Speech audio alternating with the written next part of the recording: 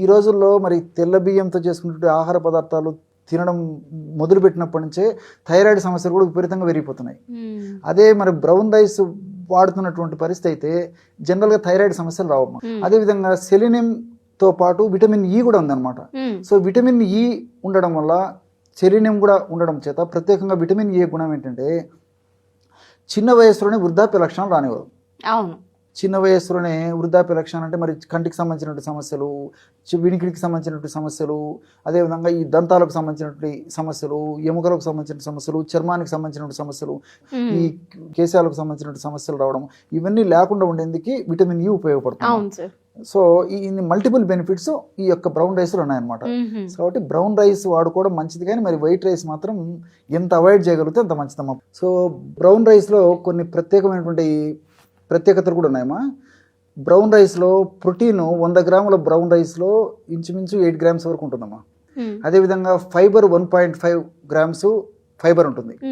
So అదేవిధంగా ఈ fat కూడా 1.5 గ్రామ్స్ వరకు యొక్క ఫ్యాట్ ఉండేటువంటి పరిస్థితి ఏర్పడుతుంది.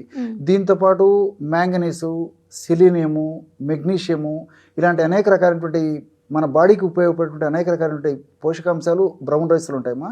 సో ఇవన్నీ కూడా మరి ప్రత్యక్షంగా పరోక్షంగా చాలా చక్కగా ఉపయోగపడతాయి.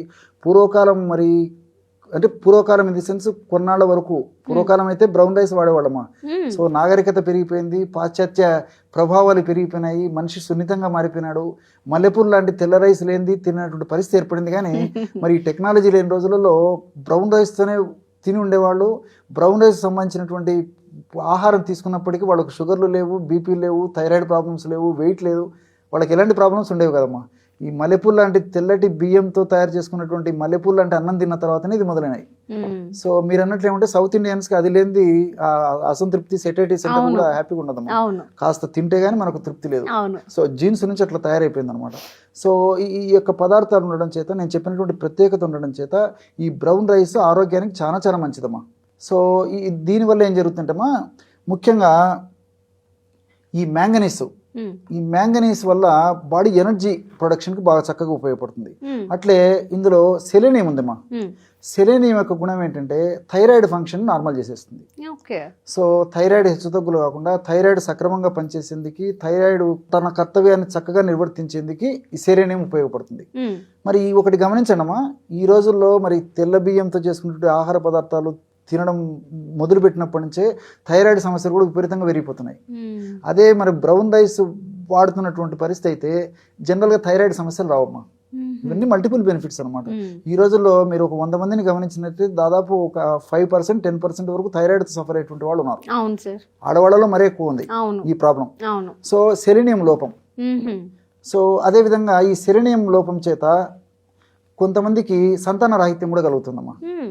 సో ముఖ్యంగా ఈ పురుషులకు సంబంధించినటువంటి ప్రత్యుత్పత్తి వ్యవస్థలో కొన్ని మార్పులు జరిగేసేసి, ఈ శుక్రకణాల్లో కొన్ని మార్పులు జరిగేసేసి మరి ఆ సంతాన సాఫల్యత కూడా కలగపోయడానికి కారణము ఈ సెలీనియం.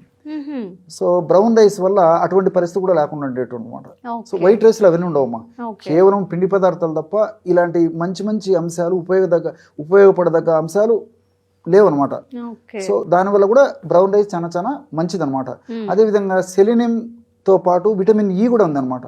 సో విటమిన్ ఈ ఉండడం వల్ల సెలీనియం కూడా ఉండడం చేత ప్రత్యేకంగా విటమిన్ ఏ గుణం ఏంటంటే చిన్న వయసులోనే వృద్ధాప్య లక్షణాలు రానివ్వదు. చిన్న వయస్సులోనే వృద్ధాప్య లక్షణాలు అంటే మరి కంటికి సంబంధించినటువంటి సమస్యలు, వినికిడికి సంబంధించినటువంటి సమస్యలు, అదేవిధంగా ఈ దంతాలకు సంబంధించినటువంటి సమస్యలు, ఎముకలకు సంబంధించిన సమస్యలు, చర్మానికి సంబంధించినటువంటి సమస్యలు, ఈ కేశాలకు సంబంధించినటువంటి సమస్యలు రావడం, ఇవన్నీ లేకుండా ఉండేందుకు విటమిన్ ఈ ఉపయోగపడుతుంది. సో ఈ మల్టిపుల్ బెనిఫిట్స్ ఈ యొక్క బ్రౌన్ రైస్లో ఉన్నాయన్నమాట. సో కాబట్టి బ్రౌన్ రైస్ వాడుకోవడం మంచిది, కానీ మరి వైట్ రైస్ మాత్రం ఎంత అవాయిడ్ చేయగలిగితే అంత మంచిదమ్మా ప్రస్తుత కాలానుగుణంగా. ఎందుకంటే మనం తీసుకునేటువంటి పదార్థాలు, ఆహార పదార్థాలు పరిమితి మించినటువంటి, అవసరానికి మించినటువంటి ఆహార పదార్థాలు ఎక్కువ తీసుకుంటున్నాము. అందులో ముఖ్యంగా ఈ వైట్ రైస్తో చేసుకున్నటువంటి పదార్థాలు, కేవలం రైసే కాకుండా వైట్ రైస్తో చేసుకున్నటువంటి పిండి కానీ, రవ్వలు కానీ, నూకలు కానీ, ఇడ్లీలు కానీ, ఇలాంటివన్నీ ప్రతి వాటిలో కలుస్తున్నాయి కదమ్మా, అంతా వైట్ రైస్ కాబట్టి. సో ఈ బ్రౌన్ రైస్ తీసుకోవడం మంచిదమ్మా. మరొకటి ప్రత్యేకత ఏంటంటే ఈ బ్రౌన్ రైస్ వైట్ రైస్ లాగా అరగదు అన్నట్లు. ఇంతకుముందు మీరు ప్రస్తావించారు ఈ విషయం. సో నానబెట్టేసేయాలమ్మా, చాలా మందికి తెలియదు. మొదట ఈ బ్రౌన్ రైస్ను వేయించేసి తీసి పెట్టుకొని తర్వాత కనీసం 1-2 గంటల సేపు నానబెట్టేసేసి ఆ యొక్క బ్రౌన్ రైస్ ద్వారా అన్నం తయారు చేసుకొని తీసుకోవడం వల్ల ఈజీగా జీర్ణం అవుతుంది, గ్యాస్ట్రిక్ ట్రబుల్స్ సమస్యలు రాకుండా ఉంటాయి. సో ఈ బ్రౌన్ రైస్ యొక్క పిండిని సో కిచిడీలు కానీ తర్వాత ఈ పొంగల్ ఇలాంటివి ఏమైనా తయారు చేసుకోవచ్చు. తర్వాత ఇడ్లీ, దోశ, ఉప్మా వీటిలో కూడా ఈ బ్రౌన్ రైస్ వాడుకోవచ్చు. సో ఇలా తీసుకోవడం వల్ల బ్రౌన్ రైస్ మాత్రం చాలా చాలా ఉపయుక్తకరంగా ఉంటుంది. మీరు అన్నట్లు సౌత్ ఇండియన్స్కి రైస్ లేనిది ముద్ద దిగినటువంటి పరిస్థితి లేకుండా వాళ్ళకు కొంత సాటిస్ఫాక్షన్ ఉంటుంది, సెటిలిటీ సెంటర్ కూడా సంతృప్తి పడుతుంది. కాబట్టి మరి ఈ పద్ధతిలో వాడుకోవడం వల్ల ఎలాంటి ఇబ్బంది ఉండదమ్మా. ఓకే సార్, చాలా చక్కగా వివరించారు. ధన్యవాదాలు సార్. నమస్తే.